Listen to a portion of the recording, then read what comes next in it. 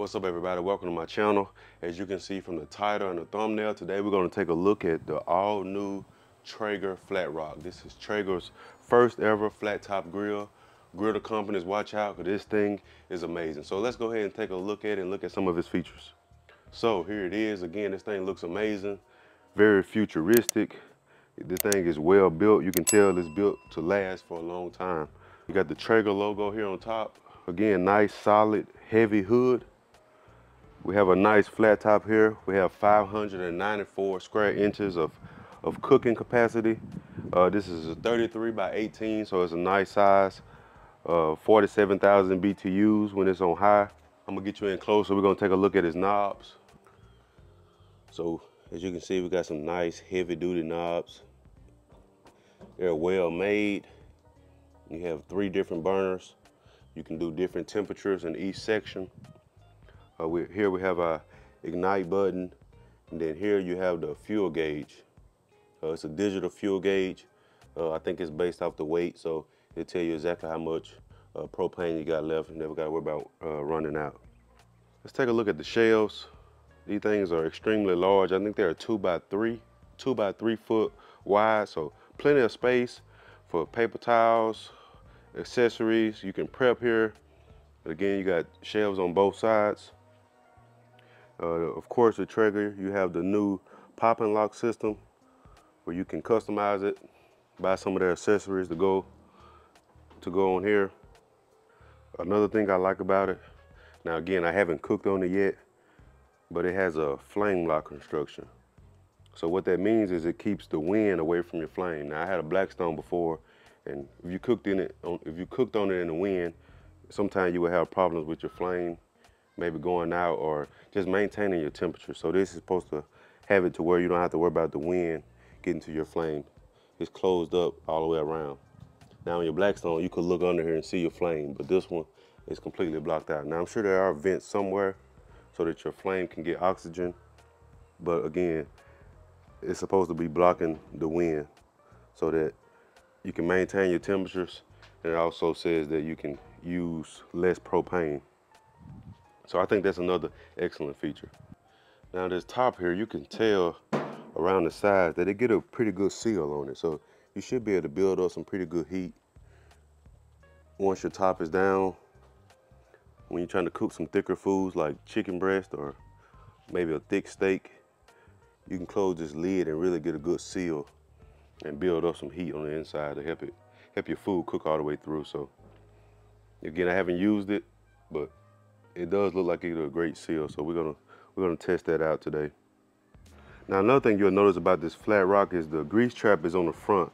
Now usually on Blackstones or any other griddle, the grease trap is in the back. But I think this is a good idea to put it up front. It provides easy access when you're scraping off your food bits. Once you're done cooking, you can scrape it basically right to you without having to try to push it to the back. And then of course your grease trap is also right here in the front.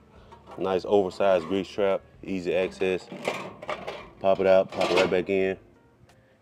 Real easy. So I think that's about it with your features. So we're gonna go ahead and get this thing seasoned up. All right, so we're gonna go ahead and get this thing fired up for the first time.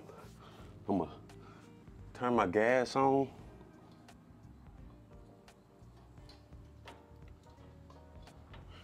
All right, once you got your gas on, we're gonna turn our knobs to ignite.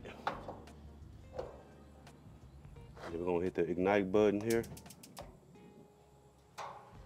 And see, once they ignite, there's a flame indicator to let you know you have flame underneath.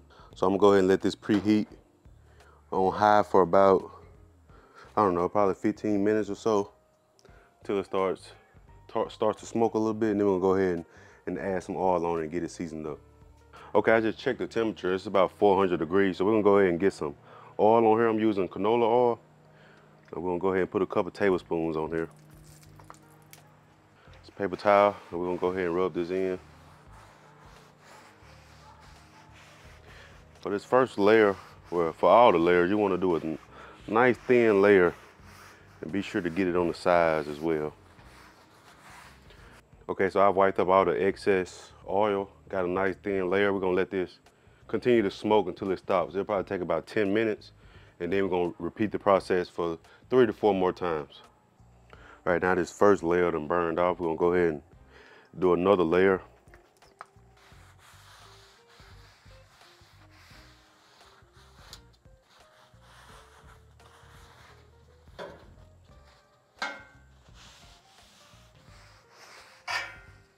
Okay, so we got our all seasoned up. This is actually the next day. It got dark on me, so I decided to wait till the day to go ahead and cook something. And I decided I'm gonna cook some chicken fillet. So we're gonna go ahead and get a little oil down here. And we're gonna add our veggies on first. Just got some onions and bell peppers here.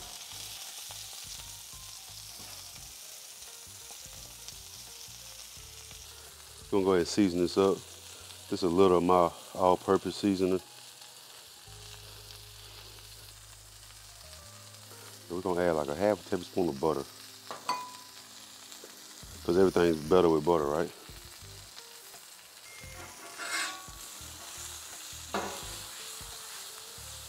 All right, we're gonna go in right beside our veggies. We're gonna go ahead and add our chicken. I sliced this up into some really small pieces. Same thing with this, we're gonna add a little bit of butter and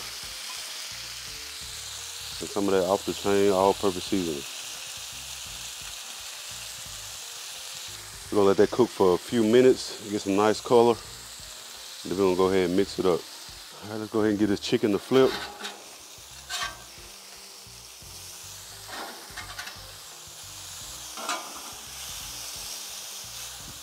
Still sticking just a little bit. Probably could have seasoned it up a little bit more. I'm gonna hit this side with some more of that all-purpose seasoning.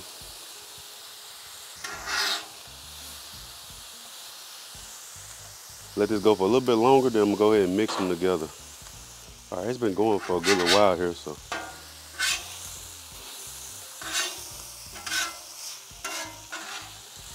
Go ahead and get this.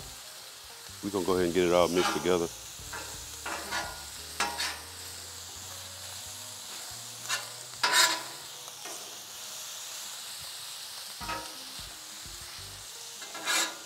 I'm gonna go ahead and get our buns down. Then we're gonna go ahead and add our cheese on there. Gonna use some provolone here.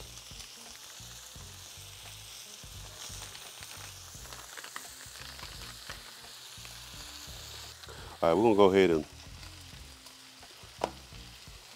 well, these buns are about ready, so I'm gonna go ahead and take them off so I don't burn them.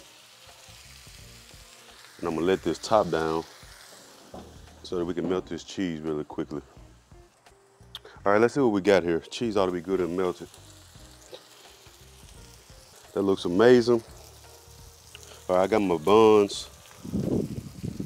I've already put some mayonnaise on them, so we're gonna go ahead and get our fillet meat on these buns. Cut that about right there.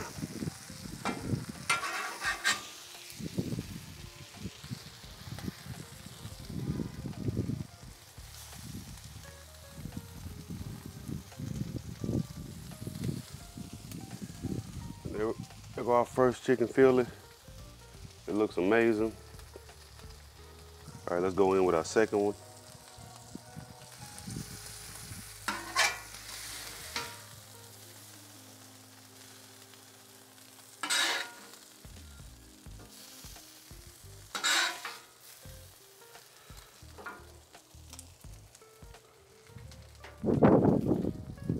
Tell me that ain't off the chain. You already know that's going crazy. All right, what we're gonna do now is go ahead and scrape this food off. Again, we got our grease trap up front, so it ought to be really easy.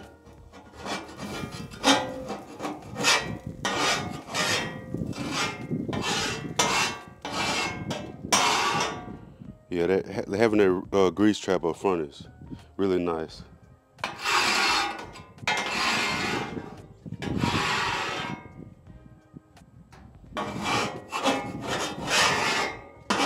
Now we're just gonna hit it with a little bit of grease. Rub that in, a nice smooth layer. And we'll be ready to shut it down for the night. And next time we get ready to cook, should be ready to go. All right, it got it nice and clean. Should be ready to go for next time. So yeah, our chicken filets turned out amazing. I think this Traeger is also amazing. If you're on the fence about it, I think you should go ahead and get it. I think online it's $8.99. And then of course they have the optional accessories you can get for the new railing system. But again, I love this Traeger. I think it was a wonderful idea for them to go ahead and get into the griddle business. So I hope you liked this video. If you did, please give me a thumbs up. Drop some comments. What do you think about the Traeger? And please don't forget to subscribe. Hope to see you next time. Deuces.